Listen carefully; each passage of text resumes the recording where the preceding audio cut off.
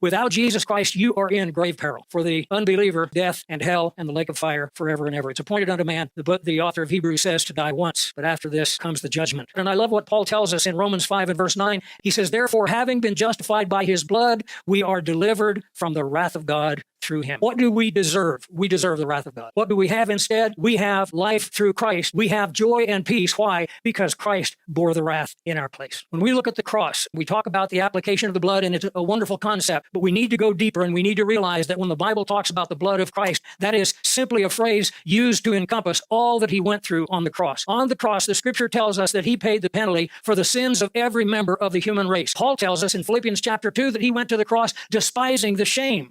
Because all of us know that when sin is exposed, it always brings shame. Christ not only bore the penalty, he bore the shame of every sin of every member in those 3 dark hours that he hung on the cross, and we will never know fully what that meant.